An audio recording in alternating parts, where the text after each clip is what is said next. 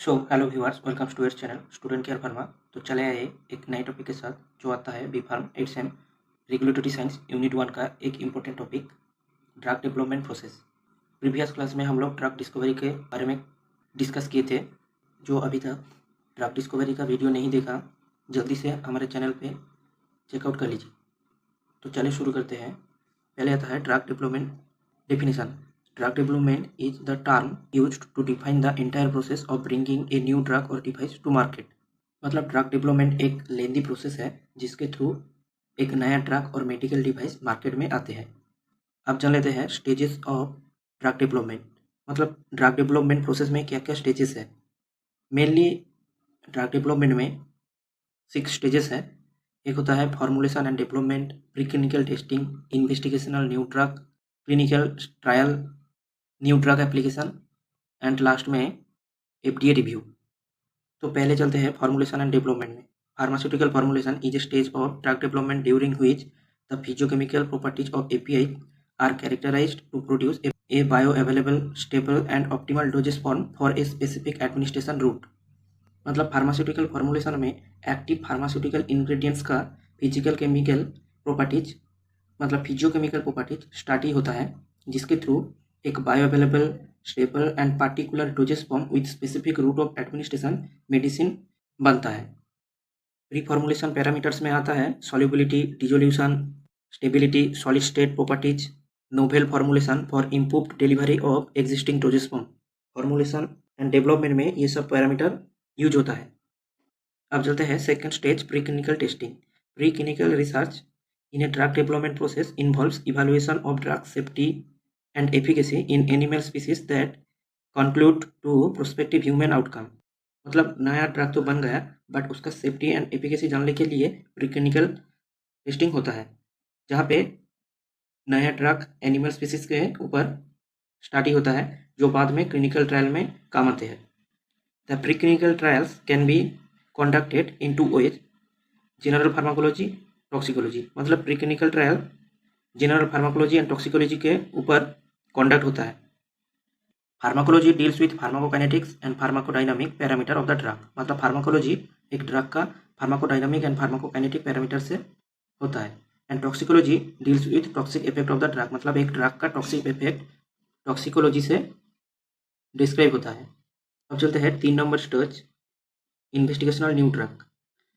Investigational new drug means by which a pharmaceutical company obtains the permission to start the human clinical trial of an experimental drug।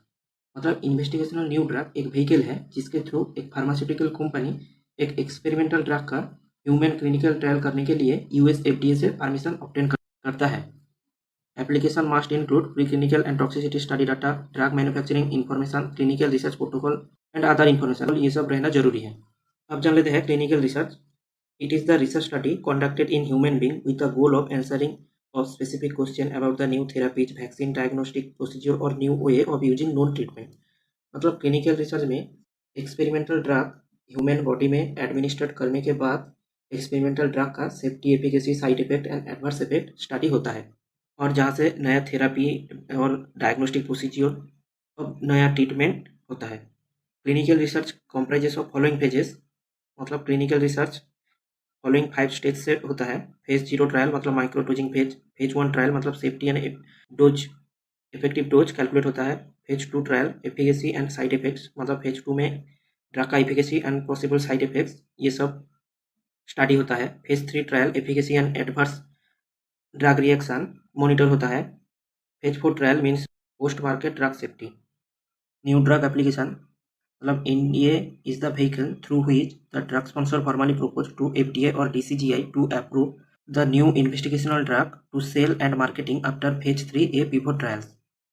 NDA एक vehicle है जिसके through clinical trial के बाद drug sponsor experimental drug का cell and marketing application के लिए FDA के पास apply करता है। Application must include propose drug labelling, safety updates, drug abuse information, patent information. मतलब एप्लीकेशन में drug labelling, drug safety updates, drug abuse information and patent information रहना जरूरी है। ड्रग डेवलपमेंट प्रोसेस का आखिरी स्टेज है FDA review. Once FDA obtains a complete NDA then FDA team of review may require about 6 to 10 months to take a pronouncement on whether to approve the NDA। मतलब drug sponsor FDA के पास apply करने के बाद FDA review team application को verify करता है और 6 से 10 मंथ्स के बाद NDA अप्रूवमेंट का रिजल्ट आ जाता है। If FDA governs that a drug has been revalidated to be safe and effective for its proposed use, it is then essential to work developer for upgrade prescribing information। जैसे कि experimental drug safe effective and usable है, सो FDA team experimental drug को marketing में approve करते हैं। I hope आप लोगों को आज का वीडियो अच्छे से समझ में आया। अच्छा लगा तो like comment share and subscribe कर देना। Thank you.